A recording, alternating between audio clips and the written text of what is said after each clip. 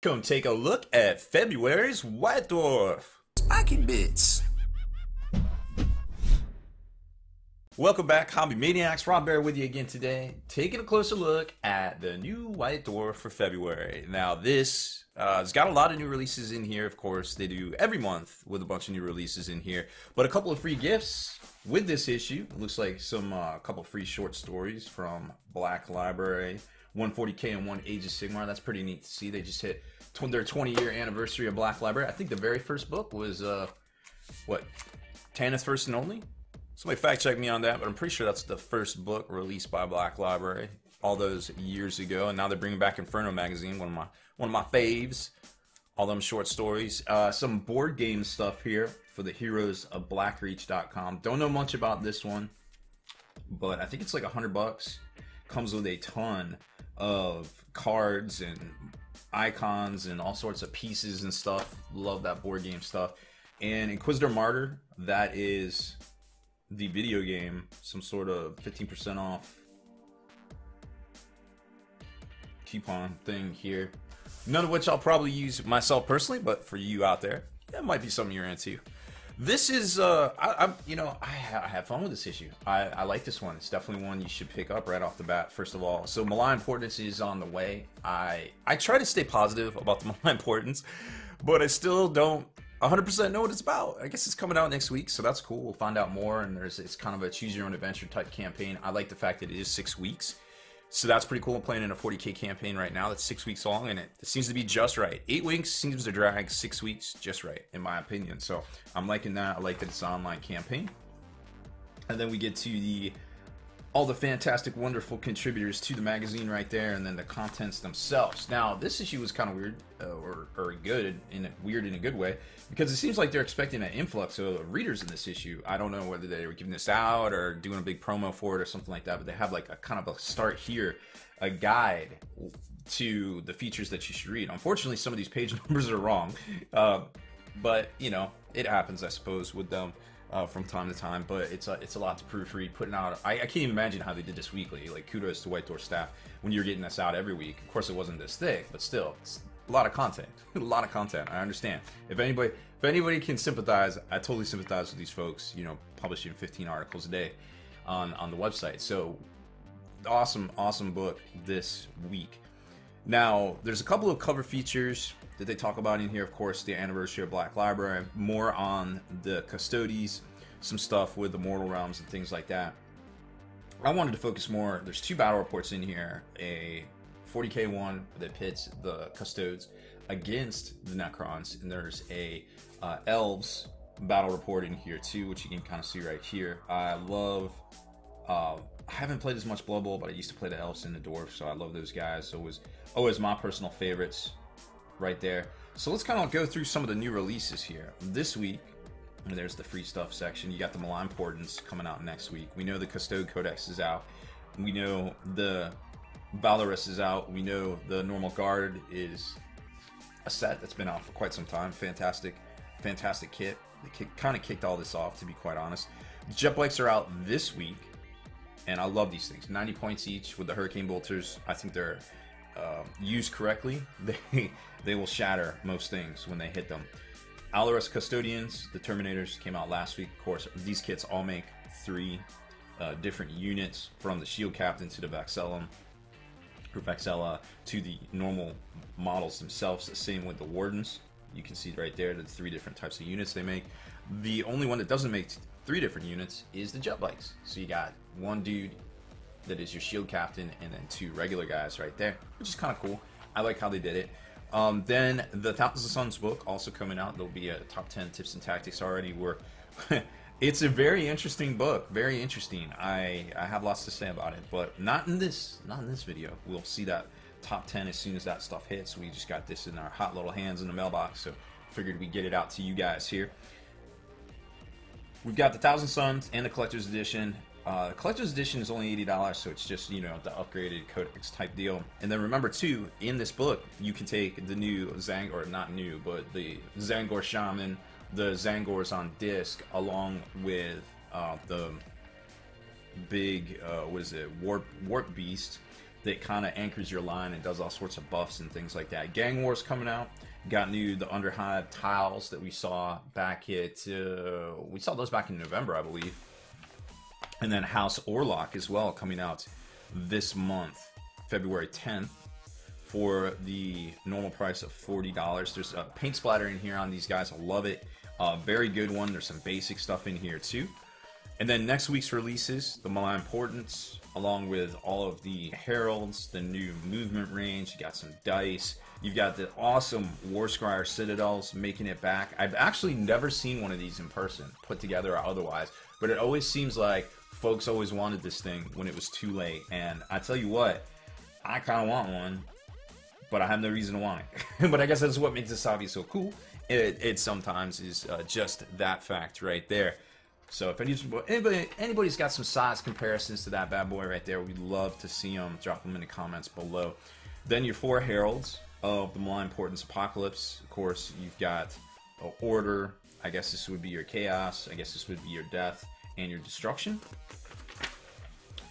And Battletome Legions of Nagash coming out at the same exact time, and they kind of give you the different ideas of the units in there. Death is quickly becoming a fan favorite of a lot of folks over there in Age of Sigmar. And moving along, the only thing we don't have in this book is a Blood Bowl release. New Warhammer Underworlds Shadespire, or it might not be Shadespire. I guess it's still Shadespire. That's still the season we're on, or whatever, the expansion we're on. We got the Dwarfs and the Skaven coming out. I think this might be a first look for a lot of folks at the Skaven. Looking fresh. The Fire Slayers looking good too. I love the look of these guys right here. Very harkening back to, definitely going back to the old days with some of the Mordheim poses, but definitely updated to plastic as well. Start collecting boxes. 2 new ones coming in hot February 24th. You got the Stormcast Vanguard and the Caradon Overlords. I know a lot of folks are waiting for these guys to drop in a non-battle force or kind of format for $160. These are both $85, and generally they have between $125 and $140 in value inside of them. I can tell you just by looking at this, $40. The 3 chocobos, as we like to call them here on the channel for obvious reasons, are $60, and I think these guys are $35. Gryph-hounds are $25. So 40, 60, 100 plus 35 plus 25. Well, that gets you well over 125 right there. And Caradon Overlords, I think that's the little guy. I think that guy's 50. The riggers, Sky Riggers, Endrin Engineers, Endrin Riggers, Sky Wardens, all of those things put together, those guys are 40. That one's 50. I think he's 25. And the Endrin Master and the heavy support dudes, I want to say, are 50. So again, solid value there. We hadn't seen these guys yet. The Wolfguard, out of the book 7 Inferno, we haven't even seen. I guess we've seen some previews, but we hadn't seen them all painted up, looking fresh. We did see the Praetor. He is currently sold out over on Forgeroll, so those will probably be coming here soon. And then it goes into the Black Library releases, all the other stuff that is coming out, and we know Eisenhorn is making his return in miniature format on the 24th as well at select stores. Now let's jump into the sections. If you want to talk about fluff and different things, well, here is the Pen is Mightier section on Black Library. Great features going back to some of the first books and talking about obviously the Gotrek and Felix. Saga was amazing. Oh, actually, let's see. Okay, so this was, I'm pretty sure this was the very first book put out, the very first art book.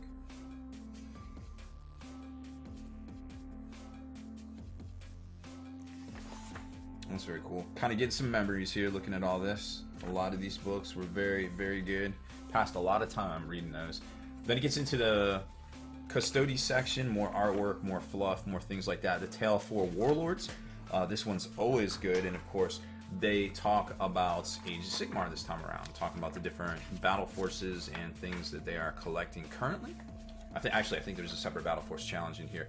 Xenopurge is the mission battle report in this one, pitting the Custodes against the Necrons. There you can see the 2 different forces. And that goes on for quite some time. Then we get to, there's also a battle report in there on Blood Bowl for the greenskins versus the elves right there. And still going. Lots of plenty of content in here. Oh, there's some rules and missions for the Hobbit. And there's also a Necromunda one in here too. Let's show this to you. Well, maybe not. Maybe I went too far. Stuff in here about Thousand Suns too. It's in here anyways. Pretty sure. Oh, maybe it's a fold out. Okay, well there you go. Fluff on the Thousand Suns looking good, and Golden Demon section also very cool stuff there. Realms of Battle, didn't read that section. Here's a paint splatter. All right, we love us some paint splatter here on this channel, right? So it's got the basics 2 sections in here again as well. We saw this in last issue, which is cool because it explains brushes, it explains your basics here. What is a wash? What is a layer? What is a base coat? Dry brush. And remember, the key to dry brushing: don't go back and forth. Just go in one direction. That is a knowledge bomb for all times right there. Then it gets to modeling painting. We already seen this. I think this was a preview picture that's already been posted. Lots of cool schemes in here, from your grays, which are very hard to do because a lot of times to get to white you just want to work up through gray, to your dark grays, which are very useful as well for a lot of different things, both Age of Sigmar and Warhammer 40k. Then you got some bronzes and metals and all that sort of thing right there. Plus, you've got your bases. So, kind of an all-encompassing one right here. Then it gets into Warhammer World, talking about exclusives and things. Remember, this weekend coming up is the Horus Heresy Weekender at Warhammer World. And some stuff about where to follow them, social medias, and all those things, all the various 10 or so different social media channels. And then in the back, talking about what's coming in March. Gang rules for Necromunda, Golden Demon, Tale of 4 Warlords again, Blanche Issue, the return, we hadn't seen that in a few months. Blood Omens, and much, much more. So, probably lots more Necromunda. I imagine Blood Bowl will be getting its quarterly update here in the near future. We just saw it in December, so I would imagine we'd see some in March, perhaps. Games Workshop's definitely switching and doing more and more lineups where, you know, you can switch from 40k to Age of Sigmar to Necromunda to Blood Bowl, switch it up to Shadespire, you know, all that stuff right there, so they can really have a variety and kind of fine tune maybe, you know, some of the releases based on what's going on and what the as we like to call it, the forecast is out there in the tabletop gaming worlds. Because believe me, for some store owners, there's way more going on than Warhammer. So it actually helps to not drop a big release on, say, a weekend where they're going to spend, you know, $20,000 on Magic cards. But all in all, I think this is a great issue, whether you play Age of Sigmar or Warhammer 40k or any of the smaller, more independent, or we'll call them, what they used to call them, the Fanatic type games from back in the day. Then I think this issue is definitely for you, so definitely pick it up. It'll be coming in people's mailboxes here shortly here in the States, and of course at every game store this weekend that carries the hobby stuff you crave. If you like these kind of features here on the channel, make sure to subscribe to us and click that notifications button so you can be the very first to like and comment on all these posts. Deleted scenes, bonus content, and all the interviews and post-game wrap-up videos can be located in the Hall of Veterans on thelongwar.net. Visit thelongwar.net today and try a week completely free with no strings attached. That's not all. TheLongWar.net is also your hobby resource for exclusive early access with an ad-free experience to all your favorite videos. Members of the Hall of Veterans gain early exclusive access to multiple hobby videos.